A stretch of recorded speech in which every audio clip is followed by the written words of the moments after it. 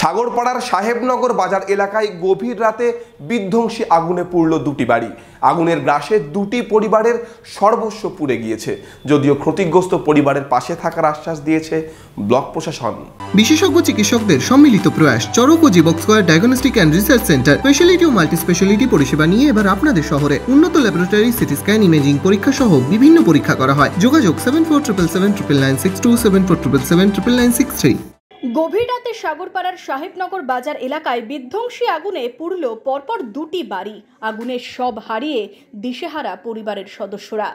জানা গেছে, এদিন গভীর রাতে ঘুমন্ত অবস্থায় সাহেবনগর বাজার এলাকার বাসিন্দা শাহিনুর রহমানের গোয়াল ঘরে হঠাৎ আগুন লাগে।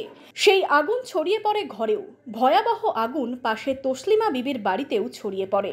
স্থানীয়রা আগুন নেভানোর কাজে হাত লাগালেও শেষ রক্ষা হয়নি। মুহূর্তের মধ্যে দুটি পরিবারের সমস্ত কিছুই পুড়ে ভস্মীভূত হয়ে যায়। গরুর ঘর থেকে আগুন মনে হচ্ছে, দিয়ে এবার গরু পুড়ে গেছে, দিয়ে পানি দিতে কলে ভেঙে গেল, দিয়ে অমনি মিটার বাস্ট হয়ে গোটা ঘরে এমন ভাবে দাও দাও করে জ্বলতে লেগেছে। বাড়ি থেকে আমরা শুধু ছেলেটা লিয়েছি, করলে নিয়ে আমরা পালিয়ে গেছি, শুধু পরনের কাপড় চোপড় নিয়ে আমরা পালিয়ে গেছি, আর ডাইতে পারিনি বাড়িতে। আমি ওই টিনের ঘরে শুয়ে আছি, আর এই ঘরে আগুন জ্বলছে। যে সব পাশে মানুষ হাঁকাছে, আমি শুই না বাড়াইতে পারি। কৃষিতে আগুন হয়েছে আমি বলতে পারবো না। প্রথমে মিটার বাস্ট হয়, তারপর ঘর বাড়ি সব আগুন। আগুনের গ্রাসে ঘরের সমস্ত কিছু নষ্ট হয়ে যায়। এখন খোলা আকাশের নিচে ঠাঁই হয়েছে দুটি পরিবারের। শুক্রবার এই ঘটনার খবর পেয়ে জলঙ্গির বিডিও সুব্রত মল্লিক, পঞ্চায়েত সমিতির সভাপতি কবিরুল ইসলাম আগুনে পুড়ে যাওয়া ক্ষতিগ্রস্ত বাড়ি পরিদর্শন করেন। ক্ষতিগ্রস্ত পরিবারের সদস্যদের সঙ্গে তারা কথা বলেন। আগামী দিনে পাশে থাকার আশ্বাস দেন তারা।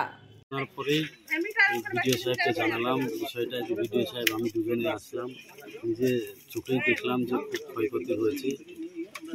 এটা তো খুবই দুঃখজনক ঘটনা। আমরা চাইবো না যে এরকম কারো হোক। আমরা দেখি কতটা কি করা যায়, যতটা পাশে থাকার আমার অফিস থেকে, বিডিও অফিস থেকে, আমার ব্লক থেকে যতটা পাশে থাকার আমরা আশা করি।